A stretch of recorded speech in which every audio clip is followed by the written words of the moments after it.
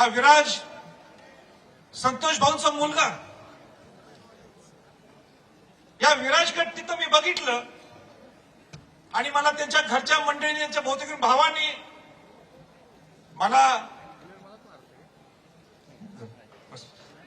मला फोटो दाखवला. ज्या पद्धतीने, ज्या क्रूर पद्धतीने त्यांना मारलं गेलं, हत्या केली.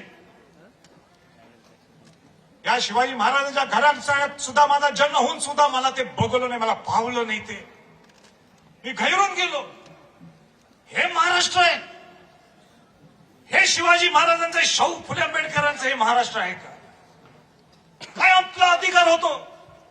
हे संस्कार शिवाजी महाराजांनी आपल्याला कडे दिलेत का? ही दहशत, म्हणजे ज्या पद्धतीने, ज्या क्रूर पद्धतीने मारलं गेलं आणि त्याच्यावर आजही निर्णय होत नाही, हे दुर्दैव आहे. हे दुर्दैव आहे. मी जास्त काही बोलणार नाही आज, मी मुद्देशीर बोलणार आहे. आणि ज्यावेळी मी त्या घरच्या मंडळीला भेटलो, बोललो, त्याची चर्चा केली, अनेक लोकांनी आपली मतं व्यक्त केली तिथं. आता एकच निर्णय मी घेतला. तो निर्णय हा होता, आणि सगळ्यांच्या समोर जाहीरपणाने मी त्यावेळी बोललो की हा जो म्होरक्या आहे, त्या म्होरक्याचा आश्रय देतात जो कोण आहे तो धनंजय मुंडे. मी नाव घेऊन सांगतोय, नाव घेऊन कोट करून सांगतोय. छत्रपती केव्हा कोट करत नाही, तरी मी कोट घेऊन सांगतो, तो आश्रयदाता धनंजय मुंडेला मंत्रीपद देऊ नका, हे मी त्यावेळी सांगितलं होतं.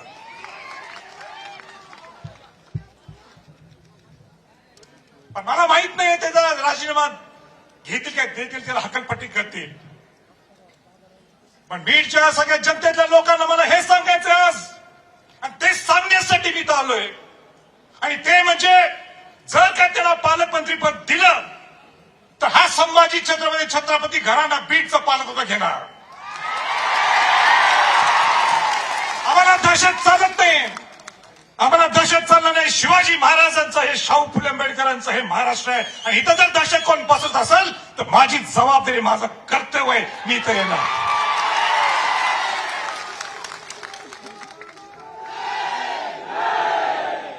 हो, काय चाललंय? काय चाललंय? आपल्याला बीड बिहार करायचंय का? बीड बिहार करायचंय? मग आपल्याला इथं सगळ्यांनी आता रस्त्यावर उतरल्याशिवाय आपल्याला दुसरा पर्याय नाही. हे महाराष्ट्र आहे आपलं, हे आपल्याला हे बिहार नाही आपले, हे महाराष्ट्र आहे. बीडवर आमचं प्रेम आहे. हो, तिथं 19 दिवस झालेले.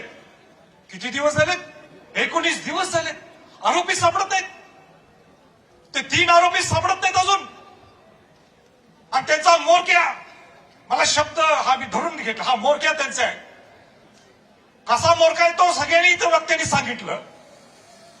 तो म्होरक्या बिंदासपणाने इंस्टाग्रामवर त्याची पोस्ट होतो, मी दर्शनाला गेलोय. हे कसं चालते हो? मला मुख्यमंत्र्यांना विचारायचंय, सरकारला विचारायचंय, हे कसं तुम्ही चालून घेता? तुम्ही स्वतः विधानसभेच्या पटलावर मुख्यमंत्री काय बोलतात? एसआयटी लावले मानतात. ठीक आहे, त्या एसआयटीवर मी बोलतो, पण हे सुद्धा बोलून दाखवतात त्याच टोन मध्ये, त्याच लाईन मध्ये, की हा म्होरक्या खंडणीत दोषी आहे. हे कोण बोलले? मुख्यमंत्री महोदय त्यांच्या भाषणात बोलतात. मग त्या म्होरक्याला अजून अटक का झाली नाही? आपला प्रश्न सर्वांच्या वतीनं सरकारला. हो, त्याच्या पलीकडे जाऊन मला सांगायचंय, इथल्या मोठ्या सभेत पंकजा मुंडे म्हणतात, काय म्हणतात, की हा वाल्मिक कराड, हा धनंजय मुंडेचं पान सुद्धा हलत नाही ह्याच्यामुळं. हे कोण बोलते? मी नाही. कोण बोलते? धनंजय मुंडे बोलतात.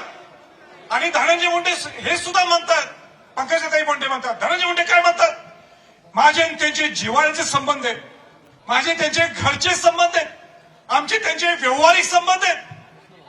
आणि त्याच्या पलीकडे जाऊन मला सांगायचंय की त्याला या मोरख्याला वटमुक्त्यार पत्र सुद्धा दिलेले आहेत व्यवहार करण्यासाठी. ज्या माणसाला वटमुक्त्यार पत्र दिलं, कोणाला दिलं जातं वटमुक्त्यार पत्र? जो विश्वास होय त्याला दिलं जातं.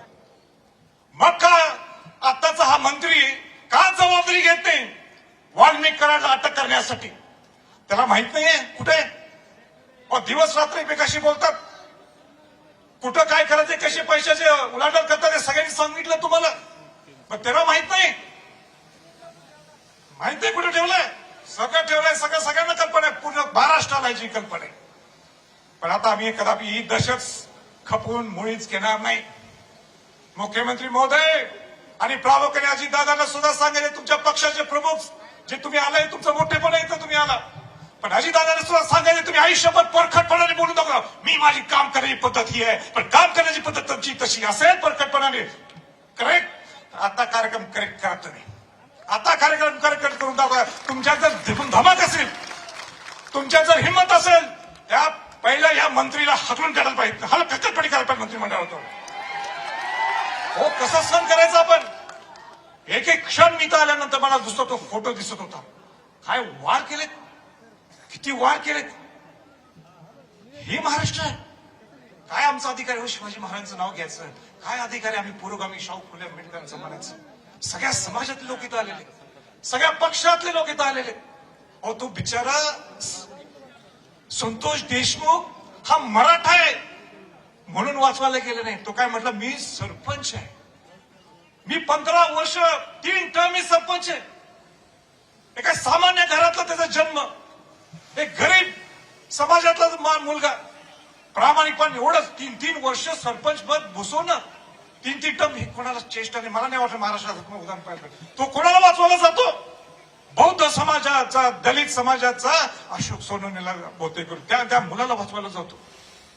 आणि म्हणून हा इतिहासात पहिल्यांदा असा मोर्चा घडलाय ज्याच्यात जातीच्या पलीकडं, धर्माच्या पलीकडं आणि ह्याचा निर्णय या सरकारने देणं गरजेचं. एक चांगली मागणी आवडते, तुम्ही मी चर्चा करत होतो, ती म्हणजे एसआयटी जी नेमलेली आहे. आणि त्या दिवशीच आम्ही घरी गेलो होतो, त्यांच्या वेळी त्या घरातल्या मंडळी सुद्धा त्यांच्या सगळ्या आजूबाजूच्या सगळ्या त्या गावातल्या ग्रामस्थांनी मला सांगितलं, राजे तुम्ही आवाज हा उठवणं गरजेचं आहे. आणि आम्हाला अधिकारी कोण पाहिजे एसआयटीवर? आम्हाला अधिकारी कुमावत सारखा अधिकारी द्या, ज्याला इथं बाहेर पेटलेलं आहे. सगळ्यांचं एक मत आहे, का कुमावतला इथं बाहेर काढलं? शहाजी उमाप सारखा अधिकारी आम्हाला द्या. शहाजी उमाप सारखा आम्हाला अधिकारी, आम्हाला पारदर्शकपणाने ह्याचा निर्णय लागायला पाहिजे. पण किती दिवस वाट बघायची आपण सर्वांनी ठरवायचं. सरकार इथं बघायचं काय आक्रोश आहे. एवढ्या उन्हातानात सुद्धा हजारो लोक इथं पिठ, एक माणूस इथं हल्ला नाही. ही आणलेले लोक नाही, हे सगळ्या भावना एका आक्रोश दाखवायला सगळे आले. हे बघा उजवीकडे कसे बसले कोकावरती पत्र्यावर. कोण बसले कोणासाठी? हे संतोष देशमुखांसाठी तर बसले, पण संतोष देशमुखांच्या बरोबर ती माणुसकी जपण्यासाठी हे सगळे जपले. तो क्रूरपणा हा संपवण्यासाठी इथं बसले. माझी सगळी तुमच्या नेत्याकडनं सगळ्यांना विनंती राहणार, तुमचे जे कोण पक्षाचे प्रमुख असतील, जे कोण असतील, और राजकारणाच्या पलीकडे आपण काहीतरी विचार करू. राजकारणाच्या पलीकडे आपण विचार करू आणि सांगू, हा संतोष देशमुख हा नुसता निमित्त आहे. संतोष देशमुख हा निमित्त, पण ही दहशत प्रामुख्याने बीडमध्ये या 20-25 वर्ष चालू. मला ज्यावेळी सगळ्या सांगितलं, रील्स दाखवले मला, मी घाबरून गेलो. तुमचे रील्स बघून 1200 की 1300 तुमचे गन लायसन्स, स्वतः मंत्री महोदय स्वतः बंदूक घेऊन. बंदुकीचा अधिकार आमचा आहे, आम्ही बंदूक आमच्याकडे माप आहेत बंदूक, पण आम्ही हातात धरली का बंदूक? अशी धरली आहे का? आणि आज नाही, 350 वर्षापासून आम्हाला ती सवय, ते रक्तात आहे आमची. आमच्या रक्तात असून सुद्धा ही भाषा नाही की मग किंबहुना कोणा तलवार दाखवणं, किंबहुना बंदूक दाखवणं आम्ही आयुष्यात करू शकत नाही. आणि तेही सुद्धा लोकशाही त्यांनाच मंत्री पद देते तुम्ही. ह्या रील्स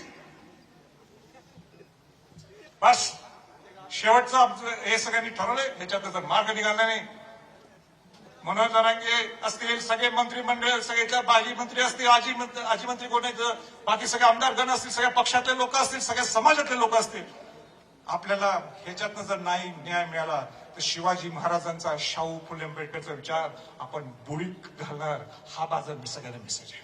हा महाराष्ट्राला माझा एकच मेसेज आहे, मी मोठा नाहीये, परत एकदा सांगतोय छत्रपती घराणं मोठं आहे. आणि या छत्रपती घराण्याचं नाव आणि त्याचे संस्कार आपल्या जपाचे असतील तर माझ्यासारखा सुद्धा संभाजी छत्रपती, संभाजीराजे नाही, संभाजी छत्रपती सुद्धा हा तुमच्या बरोबर असणार आहे, तुमच्या शेवटच्या घटकापर्यंत असणार आहे. या न्याय मिळवून देण्यासाठी आपलं सगळं असणार आहे. मी काय काय करणार आहे मी तर बोलणार नाही.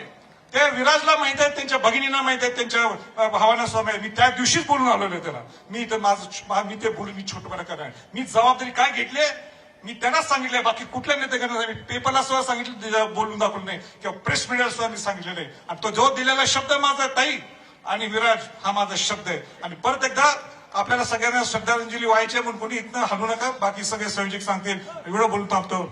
जय हिंद, जय महाराष्ट्र.